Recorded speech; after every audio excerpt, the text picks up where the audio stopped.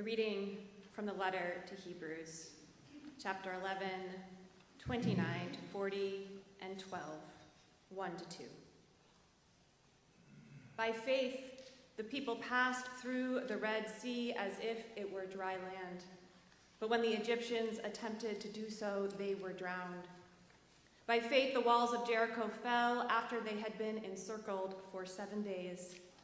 By faith, Rahab the prostitute did not perish with those who were disobedient, because she had received the spies in peace. And what more should I say?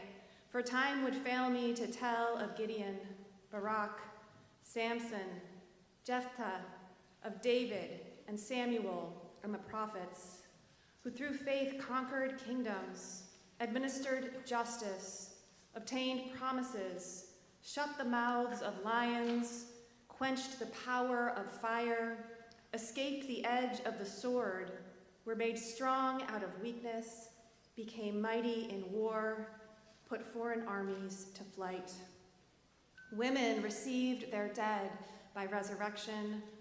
Others were tortured, refusing to accept release in order to obtain a better resurrection. Others suffered mocking and flogging and even chains and imprisonment. They were stoned to death. They were sawn in two. They were killed by the sword. They went about in skins of sheep and goats, destitute, persecuted, tormented, of whom the world was not worthy. They wandered in deserts and mountains, and in caves and holes in the ground. Yet all these, though they were commended for their faith, did not receive what was promised, since God had provided something better, so that they would not, apart from us, be made perfect.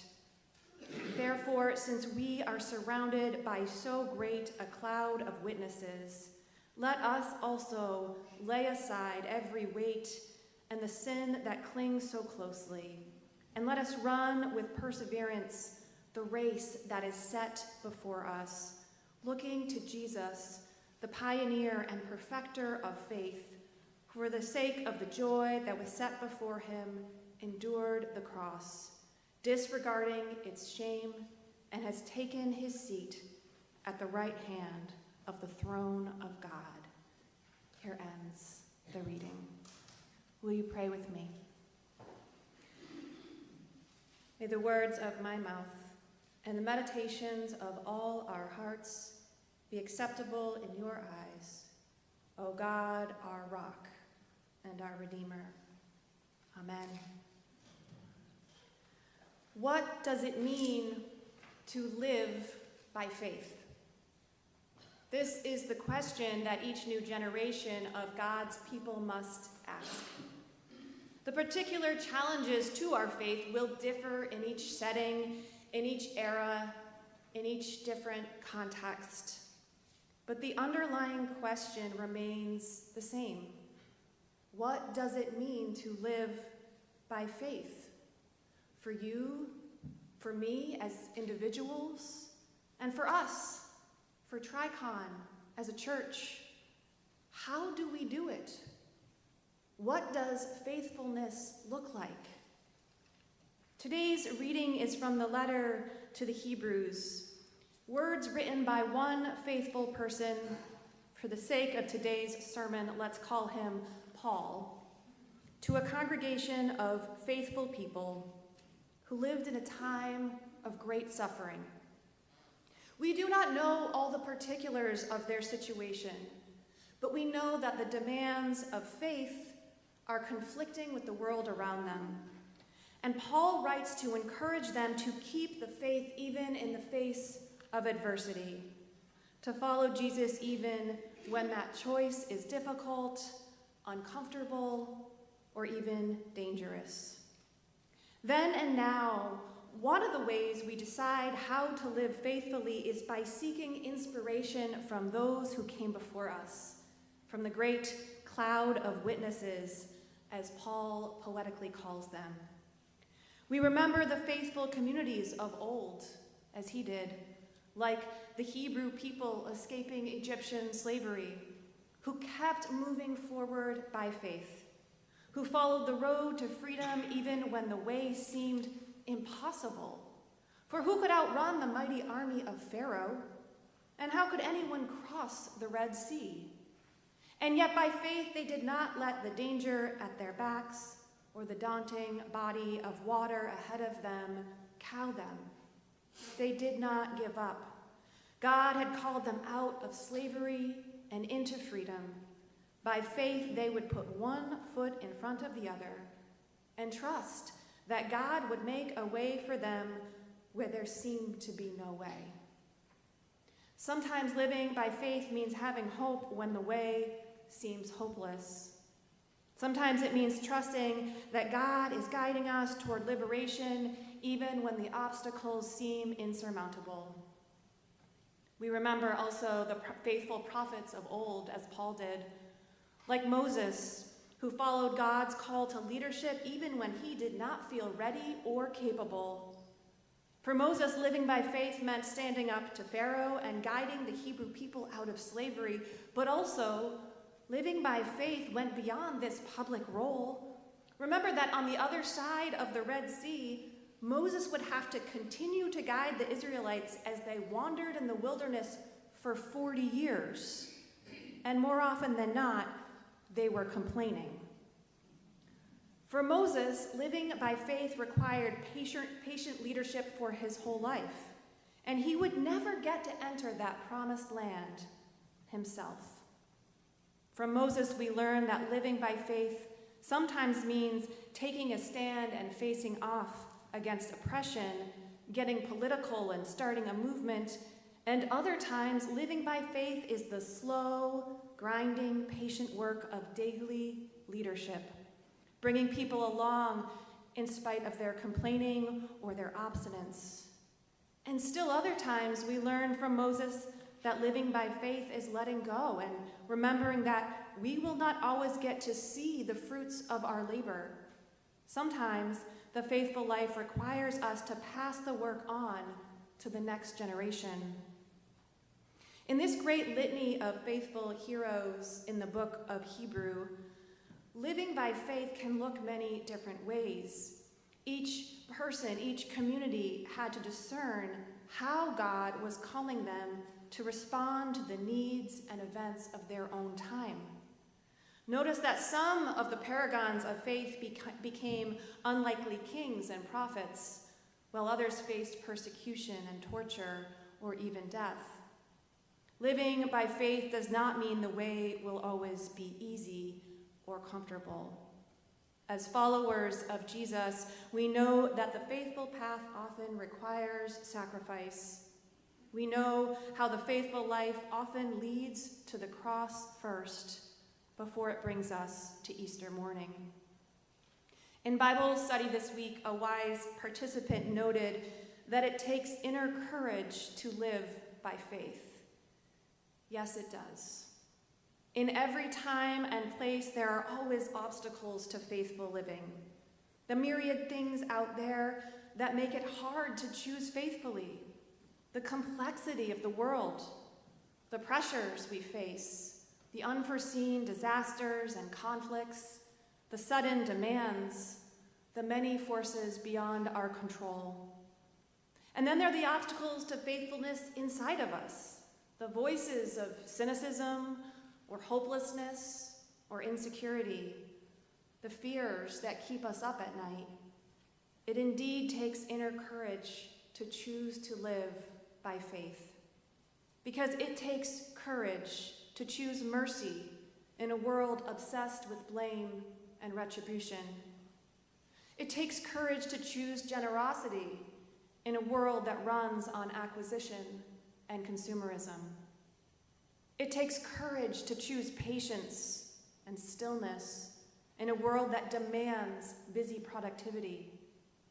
It takes courage to speak truth in a world that increasingly insists there is no truth. And if you worry that maybe you haven't lived as faithfully as you could have, or maybe you haven't chosen to live by faith as consistently as you should have, or maybe you are utterly bewildered by what living by faith looks like in 2025, then I have good news for you. You're not alone. This is the question we are supposed to ask, the question with which we are supposed to wrestle. How do we live by faith? What is faithfulness in our time? Just as our forebears did, it is a question that we will sometimes get wrong. We will sometimes catch ourselves living by something else completely different than faith. Maybe we catch ourselves living by what will make us likable, or what will make life convenient. Maybe we start living by our need to win, or we start living out of our fear. But do not despair. We look forward knowing that another opportunity to live faithfully is always before us. And we look back and we see that our faithful forebears, they didn't always get it right either. We see that the faithful have always imperfectly followed the faith. We see that we are not alone. There is this great community who has come before, who has asked the same question, and who struggled to live by faith in their own time, in spite of the obstacles without and the voices within. What I have learned by looking at the faith of the generations, whether the figures of the Bible, like Moses, or the great Christian exemplars of history, like Martin Luther King Jr., or the faithful models from my own life, the mentors, the family members, the church members who shaped my faith. What I've learned from all of these faithful witnesses is that you never know how one faithful act can inspire another, how the ripple effects can be felt across decades or centuries. In preparing for our upcoming 200th anniversary at TriCon, which for those of you who do not know is in 2026, I have started gathering stories from our history with help from Judy, of course. It is so inspiring to see the faithfulness of those that founded our church and those who have sustained it through the ages, whether by the generosity of their gifts, like Ebenezer Hubbard, who gave the land on which TriCon was built in 1826. I'm really pushing for Ebenezer to come back as a name, so if you're going to be a grandparent, just drop that name. I just think it really is missing in our classrooms. Or whether the bravery and conviction of the women of this church who in 1837 founded the Female Anti-Slavery Society, a leading abolitionist group that would greatly influence the cause in Concord and beyond. One story from this time period particularly moved me, and some of you may have read it if you read Robert Gross's book, The Transcendentalists and Their World. It tells the story of the bicentennial celebration of the town of Concord. On Saturday, September 12th, 1835, the celebration was to begin with a procession. 500 children from the town were to gather here at Trinitarian Church and then parade to the Commons, forming two columns, and then all the adults in the parade were going to walk through the children. As they planned, and they were going to end at First Parish. I don't want to leave First Parish out. They were going to end at First Parish, where Ralph Waldo Emerson was the keynote speaker. As they prepared for the big day, one little girl, Ellen Garrison, was worried about joining the procession of children. She was 12 years old, and as a person of color, she had been crowded out of an earlier procession by white racists. Her mother was understandably not keen to have her exposed to that treatment again. Besides, Ellen said to the schoolmaster, no one will walk with me. But 9-year-old Abba Maria Prescott, a white student, quickly volunteered. I will walk with you, she said. I am as willing to walk with you as with anyone. Robert Gross writes that the two girls walked together not just to the procession, but throughout the day, holding hands, one white, one black, braving the gaze of curiosity, surprise, ridicule, and admiration. To me, the inner courage of these two girls is emblematic of what it means to live by faith. to stand up for human dignity and equality, to not just speak about how we love our neighbors, but walk the walk. And this one brave act reverberated far beyond Concord. An abolitionist newspaper covered the story. It became an inspiration to the abolitionist cause across the nation.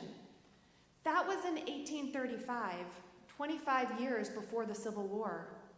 We will never know how many people were inspired by seeing or hearing about this courageous incident, how many hearts were changed or minds were challenged by it.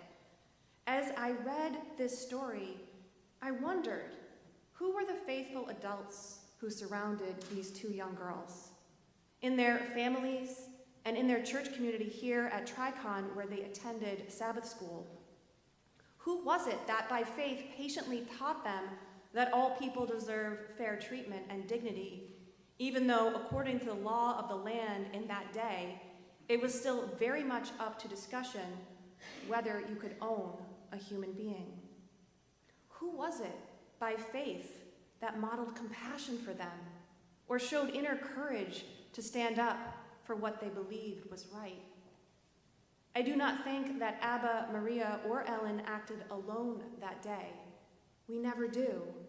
We learn to make faithful, hard, brave choices from those around us, both our ancestors in faith and this intergenerational community that we call church. That is our job as Christians, to be part of the great cloud of witnesses, the ones who acted in faith to the best of our ability, the ones that continue the witness, living the faith alongside one another, practicing courage and compassion and mercy in here so that it might be our reflex when we're out there. As we prepare for Tricon's bicentennial, we will be remembering the faith of our ancestors, how they discerned the call of the Spirit in their own time, and how they answered that call. There will be moments in Tricon's history that we point to and say, wow, that was faithful. That was following Jesus. Even when it wasn't easy, like our role in Concord's abolitionist movement. There will also be moments, I promise, in our history where, because hindsight is 20/20, we will see how the church could have done better. And here is my hope, that in remembering the faithful act of our forebears, we will think equally about the future of Tricon. We are always participating in history as it unfolds. And someday, generations from now, I am confident that people will look back at this era and say, wow, that was a crazy time in history. And they will see how we responded. They will see how we lived. Will it be clear to them that we lived by faith? Will they see that we showed inner courage, that we strove to follow Jesus even when the world went mad?